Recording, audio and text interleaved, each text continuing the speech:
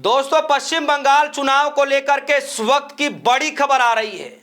एक ऐसी खबर जिसको लेकर राजनीतिक गलियारों में हलचल मच गया है। लेकिन दोस्तों, हैरानी की बात यह है कि आजकल टीवी मीडिया ऐसे खबरों को बढ़ावा नहीं करता है, नहीं दिखाता है, बल्कि खबर कुछ और तरीके से दिखाया जाता है। जी हाँ दोस्तों, मैं बताता हूं खबर क्या है। लेकिन इस समय टीवी चैनलों पर इस मुद्दे पर चर्चा ना करके ऐसे मसले पर चर्चा किया जा रहा है, ऐसे मुद्दे पर फोकस किया जा रहा है कि अमित शाह जी बंगाल पहुंच चुके हैं, बीजेपी में विधायक दल की मीटिंग होनी है, विधायक दल से जो नेता चुना जाएगा उसको मुख्यमंत्री बनाया जाएगा। इस तरह की चीजों पर चर्चा की जा रही है। लेकिन दोस्तों, पर्दे के पीछे असली जो घटनाक्रम चल रहा है उससे बहुत बड़े सवाल खड़े हो रहे हैं। खबर क्या है दोस्तों? खबर यह है, एसआईआर ट्रिब्यूनल को हेड कर रहे कोलकाता हाई कोर्ट के पूर्व मुख्य न्यायाधीश टीएस शिवज्ञानम ने अचानक अपने पद से इस्तीफा दे दिया है। जी हां दोस्तों, शिवज्ञानम ने अपने पद से इस्तीफा दे दिया। हाई कोर्ट के पूर्व मुख्य न्यायाधीश रहे और सोचिए दोस्तों, वही ट्रिब्यूनल जिसके अंदर 19 रिटायर्ड जज शामिल थे, जिसे सुप्रीम कोर्ट के निर्देश के बाद बनाया गया था। यह ट्रिब्यूनल उन लोगों की अपीलों को निगरानी कर रहा था जिनके नाम एसआईआर प्रक्रिया के तहत वोटर लिस्ट से हटाए गए थे। समझिए दोस्तों, आज वही पूर्व chief justice of high court उन्होंने अपने पद से इस्तीफा दे दिया और बता रहे हैं कि कोई निजी कारण की वजह से मैंने इस्तीफा दिया है। दोस्तों, सवाल उठ रहा है कि आखिर ऐसा हुआ ही क्यों? पर्दे के पीछे क्या खेल चल रहा है? पूर्व चीफ जस्टिस ने अचानक अपना पद क्यों छोड़ा? उन्होंने अपने इस्तीफे की वजह जो बताई कि भाई व्यक्तिगत कारण की वजह से इस्तीफा दे रहे हैं।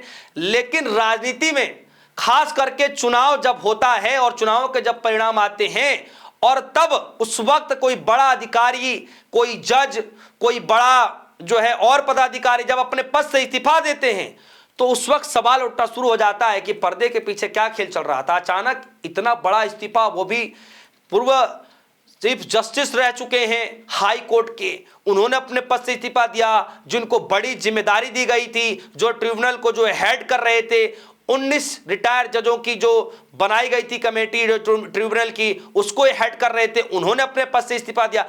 दोस्तों, ये बात हजम करने लायक कुछ बची नहीं है।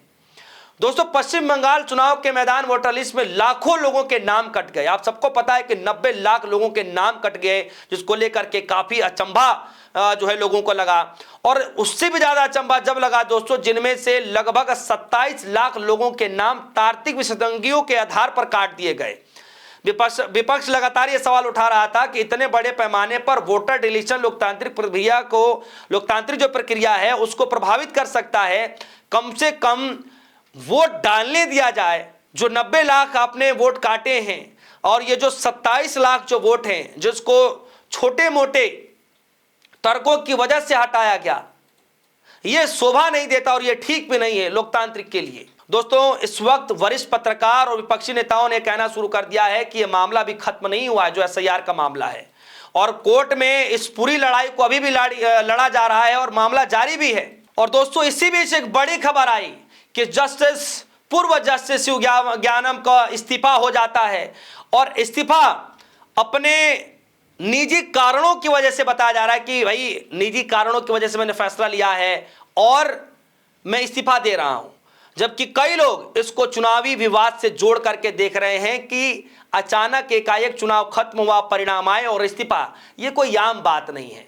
दोस्तों, इधर चुनाव आयोग ने पश्चिम बंगाल में नियुक्त विशेष चुनाव पर्यवेक्षक सुब्रत गुप्ता और विशेष पुलिस पर्यवेक्षक एनके मिश्रा को भी उनके पद से मुक्त कर दिया।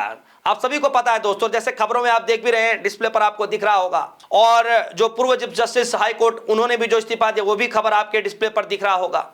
दोस्तों, यह फैसला चुनाव परिणाम आने के कुछ घंटों के बाद लिया गया है, आप समझिए। और चुनाव होते ही और रिजल्ट के नतीजे आते ही पद से जब कोई इस्तीफा दे देगा दोस्तों, तो सवाल तो कैसे आदमी नहीं पूछेगा? सवाल तो पूछना स्वाभाविक हो जाता है और इसीलिए लोग सवाल पूछ रहे हैं।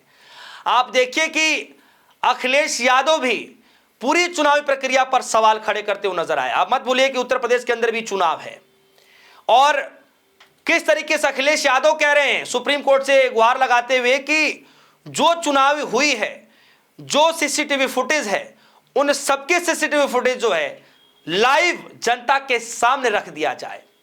दोस्तों, ये बातें कहनी पड़ रही हैं, इसलिए क्योंकि विपक्षी पार्टियों को उम्मीद नहीं थी कि पश्चिम बंगाल के अंदर ममता बनर्जी हार जाए।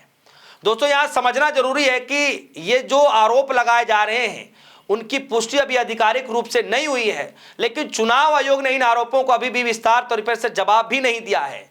लेकिन जिस तरीके से घटनाएं सामने आ रही हैं उससे सवाल जरूर खड़े होते हुए दिखाई दे रहे हैं कि क्या वोटर लिस्ट में नाम हटाने और चुनाव नतीजों के बीच कोई संबंध है क्या एसआईआर प्रक्रिया पूरी तरीके से पारदर्शिता थी क्या चुनाव आयोग इन सवालों का खुलकर जवाब देगा? और सबसे बड़ा सवाल दोस्तों, क्या लोकतंत्र में जनता का भरोसा ऐसे ही कायम रह पाएगा? फिलहाल बंगाल की राजनीति में माहौल बहुत गर्म हो चुका है। एक तरफ पश्चिम बंगाल के अंदर आप देखिए कि ममता बनर्जी हो सकता है कि सुप्रीम कोर्ट का रुख अख्तियार करे, सुप्रीम कोर्ट का दरवाजा खटखटाए। वहीं दूसरी तरफ जो है पार्टी के अंदर बैठकें चलने वाली है। जो है गृह मंत्री अमित शाह जी, मोदी जी के चाणक्य जो है इस वक्त पश्चिम बंगाल पहुंच गए हैं। नेता, विधायक दल के नेता चुने जाएंगे, उसके बाद जो है सीएम का चेहरा घोषित किया जाएगा। तो ये बिहार के अंदर, ये जो है बंगाल के अंदर चल रहा है। और इसी बीच ये बड़ी खबर आई कि किस तरीके से जो है ट्रिब्यूनल जो वो 19 लोगों के जो पूर्व जजों की लिस्ट जो बनाई गई थी जिनको ये कार्यभार संभाला गया था, उसके जो मुख्य देखरेख करने वाले जो थे, जो लीड कर रहे थे, पूर्व जज ने इस्तीफा दे दिया। दोस्तों क्या आपको लगता है इस राजनीति के पीछे क्या कोई खास वजह जानबूझ करके दिया गया है, या पीछे की उसकी कोई रणनीति है, या वाकई निजी कोई कारण है? आपको क्या लगता है? वीडियो कमेंट सेक्शन में जाइएगा, अपनी राय रखेगा। फिलहाल के लिए दी इजाजत, देखते रहिए DS4 न्यूज। धन्यवाद।